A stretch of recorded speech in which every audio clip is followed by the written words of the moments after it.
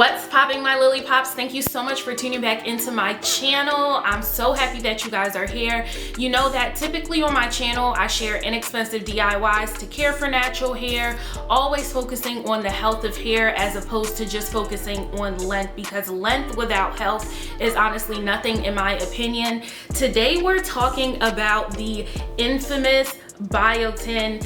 Honestly, I've been using Biotin for the past 58 days. Yes, I have it down to a T. I'm here to share my experience with you all, give you all some red flags and some things that you definitely should know before you start using Biotin, and then let you guys know what I'm planning to do moving forward to make sure that my hair is growing. My lily pops, pop off. So I started using Biotin a little less than 2 months ago. It's so funny. So I bought the Biotin and I make sure to set an alarm in my phone every day to ensure that I'm always taking it. So I've been taking it consistently, 1 tablet a day, but I didn't remember exactly how long ago I bought it. So I actually had to go in to the bottle and count all of the capsules that were left, and this is a 120 capsule bottle. It's not gonna zoom in as usual. Biotin is a B vitamin that is essential for a healthy energy metabolism and also supports healthy hair, skin, and nails.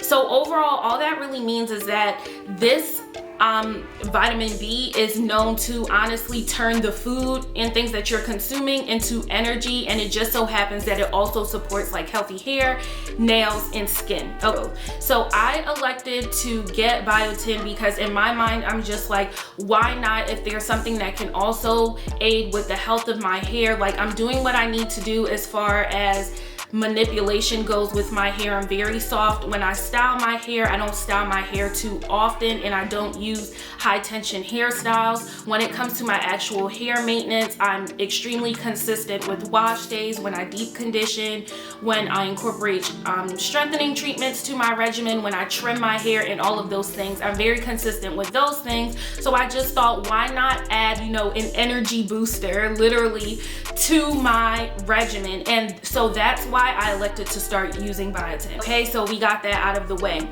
The one thing that I will say that you definitely need to be cautious of before you start using Biotin is that the daily recommended intake for Biotin is 300 mcg, and mcg is micrograms.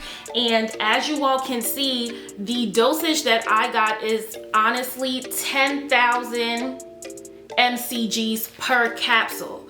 So this is why it is extremely important to do the research before you just go out and buy something because you've heard that it works. And I definitely heard about Biotin, and I told you guys in the last video that a lot of brands have actually started infusing Biotin into their hair products, Mielle Organics being one of the more prominent ones that I know in their Rosemary Mint collection. There is an amount of Biotin in those products. But before I went to buying the Biotin, I actually didn't think to look into the daily recommended intake, and knowing that it is 300 mcgs, if I had known that, I would have opted to get that one from the store. It definitely was there when I went to pick up this supplement, but when I saw the 10,000, I'm like, oh, this is gonna be super action hair growth, so I went to get it. And there's nothing wrong with this brand putting the 10,000 on the market because certain people's bodies can handle certain things, but personally for me, this is too high of a dosage, and I'm gonna tell you why in a second. So just in case you don't know, one of the adverse effects that people have with the usage of Biotin is that it sometimes causes some freaky things as far as your skin goes. And what I will say is that I have definitely experienced the increased struggles with my skin since I started using Biotin. This is how I was when I started using Biotin. Oh baby, oh God. Incorporated the Biotin into my regimen. I have been getting a lot more breakouts on the sides of my face, in addition to the dark scarring that is coming along with The breakouts, the one thing that I will say about the scarring on my skin, so I do have sensitive skin, so I am kind of prone to scarring, but in the past I've only had black marks left behind on my face when I've like picked at pimples, not to be gross or anything, or just like manipulated them, prodded at them, even simply, I shouldn't even be doing this now, like putting my fingers on my face. That has left behind dark marks, but I've never really had like a pimple appear and come with a dark mark when the pimple first appears. So that has been different, and I noticed that that has been happening since biotin has been in my regimen. And you definitely need to be consuming 8 cups of water a day when you are taking biotin or any type of hair supplement, because you need the biotin to properly flush through your body. That's what you need it to do. If the water is not flushing it through, you're actually not getting the complete added benefits. Yes, you're consuming it and your body is going to naturally break it down by the things that are contained in your body, but to move that process along more expeditiously, definitely incorporate the water. So that is one of the things that I went wrong with also taking the biotin.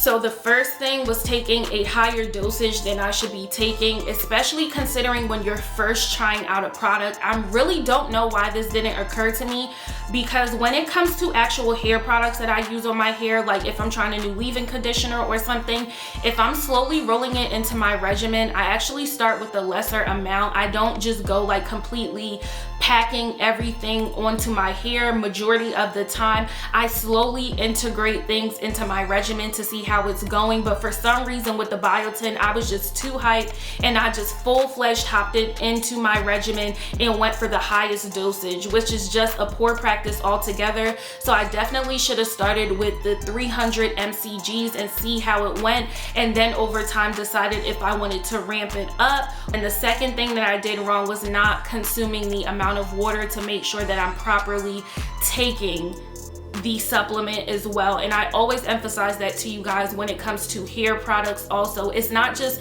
using a hair product, you want to make sure that you're using it properly, and I definitely should have been applying the same thing with this natural supplement to ensure that I'm taking it properly. A lot of people like to take the liquid biotin because your body actually absorbs it way quicker than the capsule form of the biotin. So if you are thinking about taking biotin, definitely decide if you're more comfortable with the soft gel, with the liquid, things of that nature. This just makes me think about growing up. One of the things that really helped with my hair was actually taking like cod liver oil, or the broader category is fish oil. My mom actually used to spoon feed my sister and I the cod liver oil out of a tablespoon. A lot of superfoods out there that are known to be extremely rich in biotin. Things such as sweet potato, no surprise there because sweet potato is great for hair growth altogether.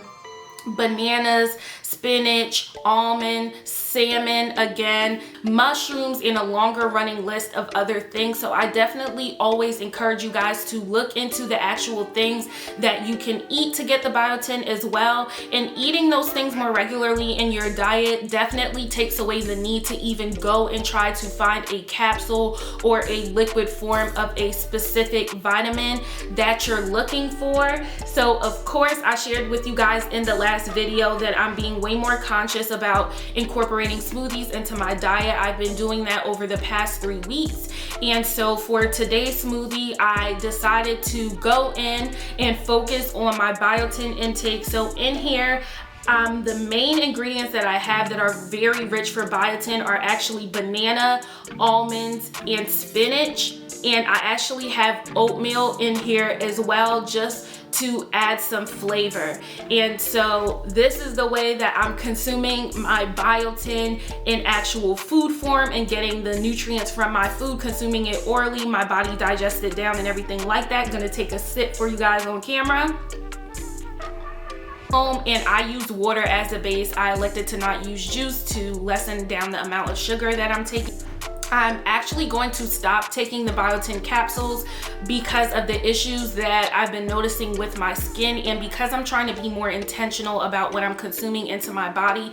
I think this is a great addition of a challenge that I can add to myself when it comes to my health and my overall eating habits, to just ensure that I'm getting those things that are extremely good for accepting biotin into my body, as well amongst other benefits that it has for the hair. I hope that this video has been extremely helpful for you, helps you in making a decision on whether you're going to take biotin capsules, liquid form of biotin, or incorporate some key foods into your diet that have biotin in there. I'll include a longer running list in the comments of some great food options for you to intake. My lily pops, let's pop off.